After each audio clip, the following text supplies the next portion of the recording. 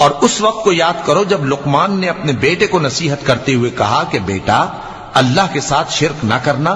شرک تو بڑا بھاری ظلم ہے، اور ہم نے انسان کو جسے اس کی ماں تکلیف پر تکلیف سہ کر پیٹ میں اٹھائے رکھتی ہے، پھر اس کو دودھ پلاتی ہے اور آخر کار 2 برس میں اس کا دودھ چھڑانا ہوتا ہے، میں نے تاکید کی ہے کہ میرا بھی شکر کرتا رہے اور اپنے ماں باپ کا بھی، کہ تم کو میری ہی طرف لوٹ کر آنا ہے۔ اور اگر وہ دونوں تجھ پر زور ڈالیں کہ تو میرے ساتھ کسی ایسی چیز کو شریک کرے جس کا تجھے کچھ بھی علم نہیں، تو ان کا کہا نہ ماننا،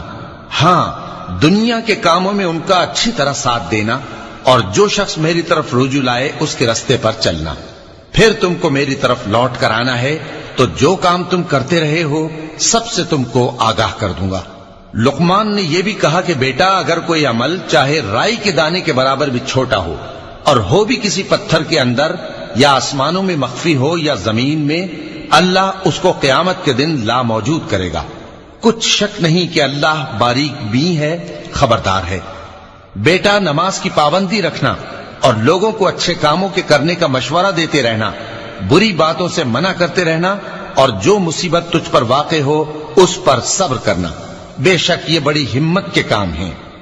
اور تکبر کرتے ہوئے لوگوں کے سامنے گال نہ پھلانا اور زمین میں اکڑ کر نہ چلنا، اس لیے کہ اللہ کسی اترانے والے شیخی خورے کو پسند نہیں کرتا۔ اور اپنی چال میں اعتدال کیے رہنا، اور بولتے وقت ذرا آواز نیچی رکھنا، کیونکہ بہت اونچی آواز گدھوں کی سی ہے، اور کچھ شک نہیں کہ سب سے بری آواز گدھوں کی